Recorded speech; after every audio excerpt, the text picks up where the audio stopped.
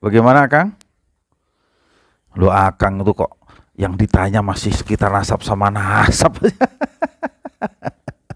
Kasihan saya. Kasihan sama siapa? Kasihan sama Bani Ba'alawi. Semakin terpojok, semakin tersisih. Bahkan ada duriahnya yang sudah merasa benar-benar stres menurut saya. Sehingga dia membuat sebuah skenario dalam ceramahnya bagaimana cara memulangkan dia ke negeri asalnya, yaitu di Yaman. Ya, ya nggak usah saya sebutkan ya, ada banyak itu ceritanya di YouTube. Nggak usah diteruskan atulah ya. Kalau Akang maksa, maka saya kasih tahu, sebetulnya Bani Ba'alawi yang ada di Indonesia, para habaib itu diuntungkan oleh orang-orang Nahdliyin. Mereka dihormati, mereka dihargai, bahkan mereka dimuliakan di Indonesia selama ini. Betul tidak? Bahkan diuntungkan pula dengan kemarin Gutraswala kita kumpul di pesantren Benda Kerep yang memutuskan bahwasanya silsilah Ba'alawi adalah mukhtalafun fih. Sangat diuntungkan mereka dengan kalimat mukhtalafun fih itu.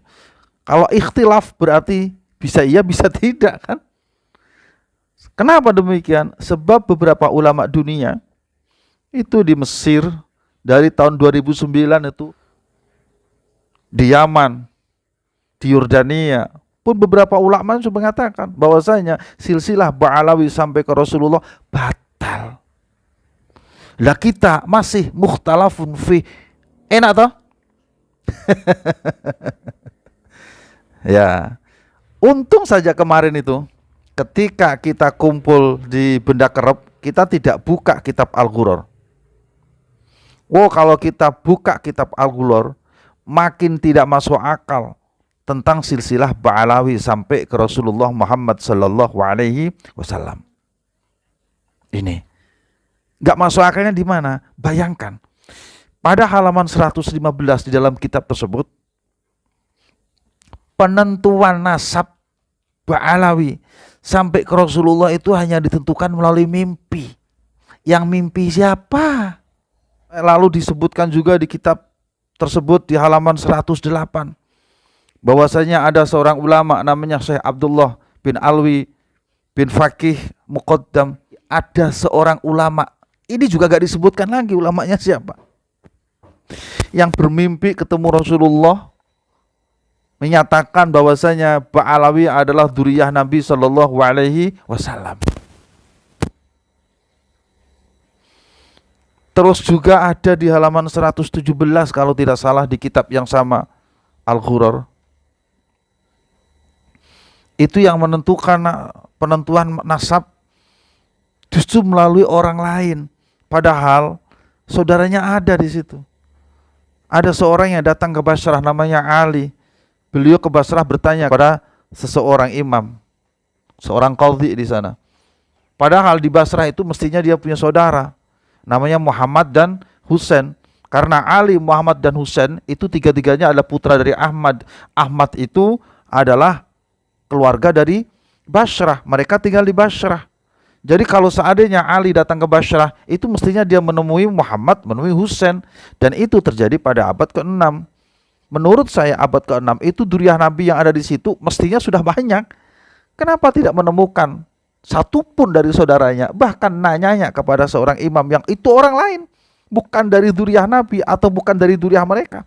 Jadi sesuatu yang menurut saya mestinya tidak ada diadakan di kitab Al-Ghuror itu.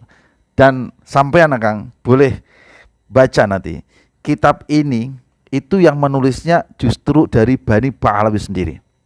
Siapa? Yang menulisnya itu adalah Muhammad Ali bin Al-Wikhid yang wafat tahun 960 Hijriah.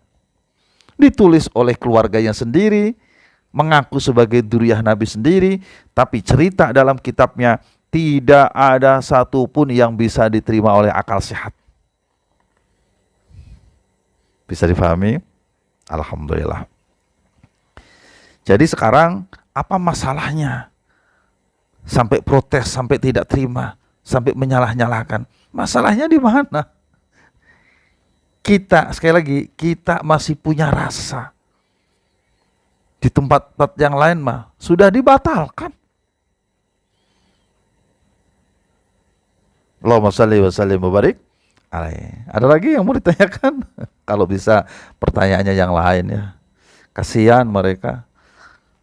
Kasihannya di mana? Mereka sudah kadung mengatakan ada yang begal nasab. Jika dilihat dari beberapa kitab yang kami kaji bersama, itu yang begal nasab siapa?